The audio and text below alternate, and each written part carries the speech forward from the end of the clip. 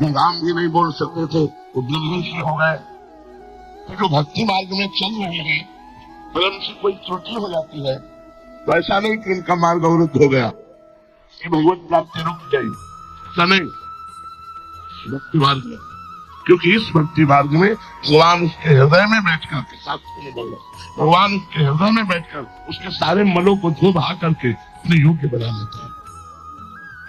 तो वही कवि जी महाराज कहो कि आंख मूंद के दौड़ने पर भी गिरेगा नहीं, गिरेगा तो भगवान की गोद में। गिरने के दो ही चांस होंगे, एक भगवान की आज्ञा का पालन न करना, दूसरा अहंकार। अब मेरा कौन क्या बिगाड़ सकता है? अगर ये बात आई शिव विरंची का मोह है वो है वो पुराण। शिव और ब्रह्मा ईश्वर कोटि के महापुरुषों को माया मोहित कर लेती है, वे अपने को जीव कोटि के इसकी बस करें दैन्य भाव से। प्रणादपि सुनीचेनो तरोरिव सहिष्णु ना हमारे ना मान देनो कितनी आशा। जो अपने को तृण से समझता है वृक्ष समान सहनशील होता है, दूसरों को मान देता है, स्वयं अमानी रहता है, वो भगवान नाम कीर्तन करते हुए माया पर विजय प्राप्त करता है। भागवत धर्म का पालन करने वाले के लिए नियम नहीं है कि वो एक विशेष प्रकार का कर्म ही करे। वह शरीर से, वाणी से, मन से, इंद्रियों से, बुद्धि से, अहंकार से, अनेक जन्मों अथवा एक जन्म की आदतों के स्वभाववश जो जो करे, छूट भी अहंकार से भी जो वो सब परम पुरुष भगवान नारायण के लिए ही है। भाव से उन्हें समर्पण कर दे, यही सरल से सरल सीधा सा भागवत धर्म है। ईश्वर से विमुख पुरुष को उनकी माया से अपने स्वरूप की विस्मृति हो जाती है और इस विस्मृति से ही मैं देवता हूँ, मैं मनुष्य हूँ, इस प्रकार का भ्रम हो जाता है। देह आदि अन्य वस्तु में अभिनिवेश तन्मयता होने के कारण ही बुढ़ापा, मृत्यु, रोग आदि अनेकों भय आ जाते हैं। इसलिए अपने गुरु को ही आराध्य देव परम प्रियतम मानकर अनन्य भक्ति के द्वारा ईश्वर का भजन करना चाहिए। राजन, सच पूछो तो भगवान के अतिरिक्त, आत्मा के अतिरिक्त और कोई वस्तु है ही नहीं, परंतु न होने पर भी इसकी प्रतीति, इसका चिंतन करने वालों को उसके चिंतन के कारण, उधर मन लगने के कारण ही होती है। जैसे स्वप्न के समय स्वप्न दृष्टा की कल्पना से अथवा जागृत अवस्था में नाना प्रकार के मनोरथों से एक विलक्षण ही सृष्टि सी दिखाई देने पड़ती है। इसलिए विचारवान पुरुष को चाहिए कि सांसारिक कर्मों के संबंध में संकल्प विकल्प करने वाले मन को रोक दे, कैद कर ले। बस ऐसा करते ही उसे अभय पद की, परमात्मा की प्राप्ति हो जाएगी। बड़ा बहुत सुंदर सूत्र है। कहने ये जो संसार आपको सत्य भास रहा है ये आपके चिंतन के बाद, जैसे स्वाप्निक पुरुष स्वप्न में जब होता है, स्वप्न में देखे हुए स्वप्न को सत्य मानता है, लेकिन जब जगता है तब उसे असत्य मानता है। ऐसे ही ये हमारा सोना क्या है? संकल्प विकल्प होना संसार के ऊपर। तो कह रहे जो संकल्पों को रोक दे, संकल्प ही न बनने पावे संसार का, अभय पद को प्राप्त हो जाता है। मन को निसंकल्प करना भजन में, तो समय भजन में लगोगे तो संकल्प करने का टाइम नहीं है। ये बंदर की तरह छलांग लगाता है मन, इस डाल से उस डाल, इस डाल से उस डाल, इस बात से उस बात, उस बात से चार बातें और निकाल, और पूरा आदमी को डिप्रेशन में पहुंचा देता है। ये तो बहुत सोचने की बातें हैं, बिल्कुल नहीं काटो उसे। बड़ी से बड़ी समस्या को एक सेकंड में काटते प्रवीण साधन, तो सब राधा राधा राधा। 1 घंटा भी लग सकता है, 1 पखवाड़ा भी लग सकता है, 1 महीना भी लग सकता है, और 1 जन्म भी लग सकता है।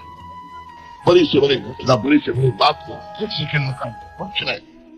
काया कुछ राधा क्या हुआ ही होगा जो प्यारे को भागा है। राधा राधा नाम जप करो, नाम जप, मंगल जैसे दसों दिशाओं में तुम्हारा मंगल होगा। अगर मन को निष्कल्प रोक सकते हो तो पहली अवस्था में चाहे तो विषयांत पुंसाल संगास्ते सुपजायते संगात संजायते कामा। पहली अवस्था विषयों का चिंतन। प्रार्थना है, आप लोगों के पास मोबाइल है, ये आपके गलत चिंतन के लिए बहुत बड़ी सहयोगी होती है।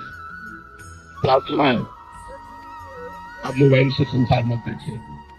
यदि आपको शांति चाहिए, यदि आप भगवान के मार्ग में चलना चाहते हैं, भगवत भजन करना चाहते हैं, सीरियल देखना झूठा। क्या सीरियल है?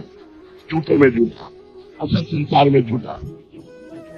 आप सीरियल देखते हैं, आप कामोत्तेजक चित्र देखते हैं, कामोत्तेजक प्रसंग देखते हैं, क्या होगा? अरे जो कभी कामोत्तेजक प्रसंग न देख करके कंदमूल फल खाए, समाप्त हुए हैं शरीरा, उनको तो पकड़ दिया काम ने, रसगुल्ला पाते हैं, गुलाब जामुन पाते हैं, और मोबाइल के दृश्य देखते हैं, अपने कहाँ पहुंचे। इसलिए संकल्प अगर रोकना है तो उस समय मोबाइल से बचना होगा, क्योंकि अपने लोग एकांत कमरे में या शांत में लगवा से स्थान मिला है, कोई परेशानी नहीं, सीखने बंद किया, वो परेशान करते हैं, इसलिए परेशानी। अगर हम विषयों को ध्याय तो विषयान पुंसाय संगास से सूप जाए, तो भगवान के वचन है, यदि तुमने विषयों का चिंतन किया तो भोग की इच्छा जागृत हो जाएगी। संगास से सूप जाए थे, वही संकल्प बन जाएगा। कैसे? अपने से या दूसरों से, सहयोग से, कैसे भी। अब वो संकल्प बना तो करे न करे नष्ट हो जाएगा। हमारे शरीर में भीष्म पितामह जी ने वर्णन किया है, महाभारत में पढ़ा, हमारे शरीर में एक मनोवाह नाड़ी है, मनोवाह।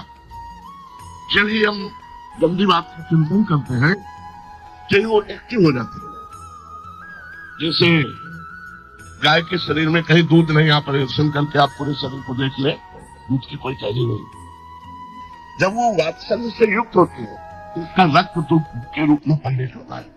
जैसे मां जब बच्चे को पिलाने की भावना में हुई और जो भी वात्सल्य उमड़ा, कि उसके रक्त को दूध बना देते हैं।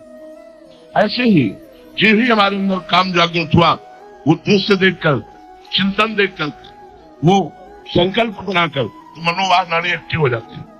पूरे रक्त को मंथन करके वो एक सेकंड में, रक्त तो नहीं लगती, सेकंड में वो मंथन करके एकत्रित कर लेती है। जहां आपने संकल्प किया, अब आप क्रिया करें या ना करें, वो बाहर होगा। बहुत सावधान, चाहे तो विषयान पुंसान संगास से सूख जाते। जो मोबाइल देखते हैं, चैन से नहीं रह सकते। हमारी बात मान लो, चैन से नहीं रह सकते, क्योंकि वो दृश्य हमारे मन ने पकड़ लिया, वो छवि पकड़ ली, वो क्रिया पकड़ ली, वो बात पकड़ ली, वो संकल्प करेगा। संकल्प होना ही पतन है, संकल्प ना होना ही अभय पद है। संकल्प स्थिति के लिए हर समय इस मन पर चढ़े बैठा रहना, नाम के बल से हर समय इस पर चढ़े बैठे। एक सेकंड के लिए समय नहीं दे रहे, समय दे दो तो संकल्प। और सब संकल्प छोड़ो, सब संकल्पों को प्रसारित पाए। जहां हम निरंतर भजन में लगे हैं, को दुनिया से कोई मतलब नहीं है, भजन से बढ़कर कोई सुख नहीं। इसलिए महापुरुषों ने कहने लिया, क्यों? संकल्प को बनने पाले, संकल्प मिटाना। हमें दृश्य नहीं देखना, हमें वो बात नहीं सुननी, हमें वो संग नहीं करना, जिससे हमारे मन में गलत संकल्प बने।